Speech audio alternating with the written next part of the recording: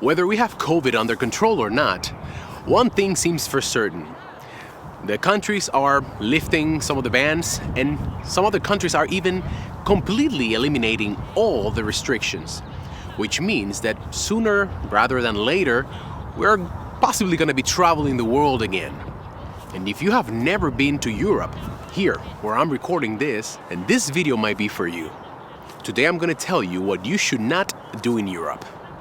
Boom! Cześć ludzie! What's up people? Hola, VIGO'S dad here. Welcome to another episode. Today, I want to talk to you about what you should not do in Europe. A lot of people have dreams of going to Europe. If you're European and you live in the European continent, then to you it's home, right? It's I don't want to say that it's not special, because probably it is very special, but it's a place that you know, and let's face it, as special as home feels, and it is, it's not the same as a place that is unknown, that you are yet to discover and to explore. And let me tell you, as someone that was born and raised in a place far away from Europe, and I'm telling you, the intricacies of the European cultures is super interesting, and it's, I gotta say, not only has charm, but it also has mystique. It's intriguing. So I can understand why Europe is one of the top destinations for many people living, well, all over the world. So the first thing that you should not do in Europe is to assume things. Just don't do it. Don't think that because you read a book or a magazine article, or you saw a show on Netflix or a documentary on, I don't know, Discovery. Just don't assume that what you read there or what you saw is 100% as it was portrayed. I've made that mistake also, and I don't want to say that it cost me dearly, because Europeans are pretty easygoing people for the most part, but it just doesn't look good. Imagine someone going to your house, to your country, and they start acting as if they know what you're about, they know what your country's about, what your culture's about. They might be right on some instances, but for sure they're going to get a lot of things wrong. I'll give you some basic examples that I found. People generally tend to assume they are a certain way, but they turn out to be a little bit different. Don't assume that everyone speaks English. As a matter of fact, from the countries in the European continent, England is basically the only one that has English as a main language, or the official sole language.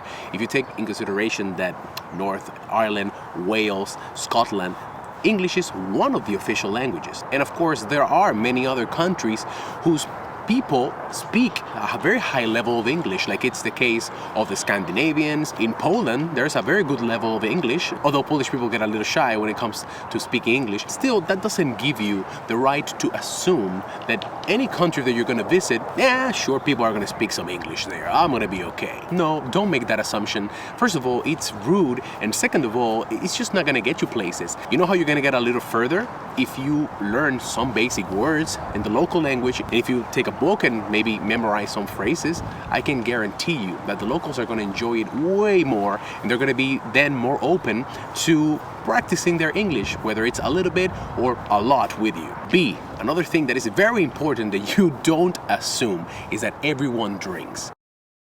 I understand, especially if you're American, where the drinking age is 21. In Europe, people are drinking way younger than that. And I don't mean the official age, which is 18. I know that the Europeans are raising the glass much earlier than that. Yes, there is a drinking culture in the different countries in Europe. We know Poland, we hear you, but also the Balkans, of course, excluding the countries that have a large majority of Muslims. Here in England, you get out of work, you meet with some friends, go to the local pub, have some beers. But come on, of course, we cannot forget about Spain and their chiringuitos. Yeah, I understand that there's a lot of drinking going on in Europe, but that's not to say that there are many people that their default state is not going to be drinking. Be respectful. Don't just appear to someone's house waiting for someone to give you alcohol. Although I gotta say that it's for the most part good custom, if you're being invited to someone's home, to bring something. Here it really pays off to do some research on what is the preferred local drink. So if you go to Poland, for example, maybe a nice vodka, of course some wine in Spain, or some cava, but still, once again, don't assume that everyone drinks. C, don't assume that everyone is well-traveled and or cultured. There is this assumption, at least where I come from, that Europeans are well-read, cultured people, very well-traveled. They know their history inside and out. They know their neighbors' history. And if they go study abroad, for the most part, they're going to do really well because, like I said, they have a lot of general knowledge. Well, I gotta say I've met many Europeans that fit that description, but not everyone. There are countries that still to this day struggle with a lot of poverty. So those people are not gonna have the same opportunities to travel all over Europe and go see different countries. I can almost guarantee you that there are some people that have never even left their villages. And you might say to me, hey JT, those are probably in the minority. Well, I don't think so. You might be surprised, right? Well, I mean, I don't have a study right now. I gotta say that not everyone is like that. And this is not necessarily a good or bad thing. It's just what it is. And my advice to you when it comes to this comes from a place that I just don't want you to maybe make someone feel bad, as if they are kind of like letting you down because this is not what you expected of them. And there are people like everywhere else in the world that are just doing their thing, living a somewhat simple life under whatever the description of a simple life is, and will probably still teach you a lot of things.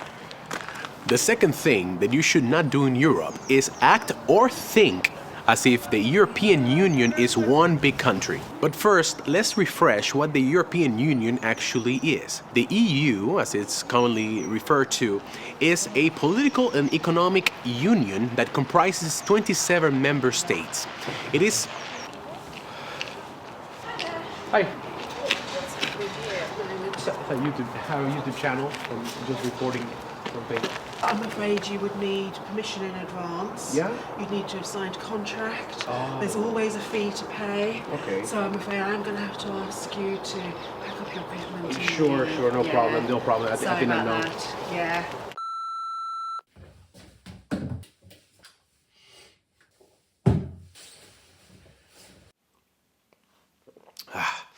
Much better. But I gotta say that I was not amused at the fact that I had to stop recording. What's up with that? I'm not shooting for National Geographic here, I'm just shooting for VIGO'S dad.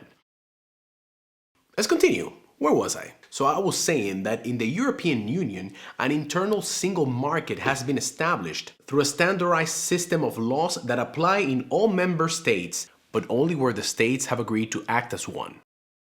The European Union policies ensure free movement of people, goods, services, all within an internal market. So after hearing this description, it's easy to understand that it's not one country, it's a union, collection of countries. But at the same time, it kind of feels like one country because they act in unison on many things. And that's how it can get a little complicated for us non-Europeans. Obviously, I know that you know that these countries are all independent and sovereign from each other. But what I mean to say is that, let's say you go to Germany and then you want to cross over to Austria. It's very easy because of the free flow of movement. Many of the countries also share the same currency, euro. I don't want to say that it's easy for you to forget where you're at, but precisely that's what I don't want you to go through. I have made many of these mistakes. So I just passing on the things that just created an awkward moment. I lived in Austria for 4 years almost, and they're like brother, sister, cousin, whatever, but they make sure that you understand that they're different countries and that they're different people. The difference between Austrians and Germans is like the difference between a battleship and a waltz. Yeah, I mean, I don't know. I hope you understand what I mean. The third thing that you should not do in Europe is to brag. Europeans despise bragging. As a matter of fact, I've gotten to a conclusion. I can fairly say that this is our observation. I think that they don't really either understand or agree with too much self-confidence. If you come from America, and I don't mean only the United States of America, also let's say Latin America, you grow up with this idea that, hey, listen, it's good to be self-confident. It's good to know what you're worth. It's good to express if you're good at something, it's good. You should do it. It raises your value in front of other people, but it also to yourself. You start thinking more positively about who you are and the things that you are capable of doing. It's good. It's like you feel pumped up, you know? But in Europe, this really doesn't go over well. They are not so receptive to any idea of hyping up yourself. Do it! Just... For example, if you go to an office and let's say you do a good job, most of us coming from other parts of the world, I mean, unless you're Asian, which they are pretty down to earth. You doctor yet? No, Dad, I'm 12. Talk to me when you doctor. But if you come from America, or that part of the world, I think if you do a good job, your co-workers are gonna tell you, hey man, great job. In Europe, I don't find that to be so true. It's more like you did your job. That's what you get paid for. The concept of self-confidence, if you are like borderline bragging about something, like if you're being an asshole about it, I'm telling you, like, this is not gonna go over well. You're gonna get pummeled, seriously. Don't brag in Europe. Number 4, when you're in Europe, don't take things too personal. Toughen up. Europeans are really tough motherfuckers. They have gone through hell and back. Go to the history books, look at everything they went through. Seriously. If you go to Europe, you have to rise to the occasion, okay? You're gonna come being a little bit too soft and politically correct. Even the way they joke is ironic. It's a dark humor. They will make jokes in your expense. That's completely normal. They make jokes at their own expenses. And everyone seems to be fine. I'm fine! Really, I'm fine. So if you come from a country where there's so much political correctness, or if you come from a Latino background where we are pretty literal people, we don't do irony too well, we don't really do dark jokes, like we don't understand that. It's very difficult. If you make a dark joke or you try to give a sarcastic comment in a Latino household, yeah, it's not gonna go over well. Don't do that. Don't be creepy. But if you come from one of these places, maybe it's gonna be a little bit difficult for you at the beginning, kind of like fitting in and not having this feeling that people are just attacking you. For the most part, they're not, okay? They're just having fun, taking a piss at things, literally just being Europeans. Europeans are a bunch of sarcastic, dark humor, a bunch that I love. It's really cool.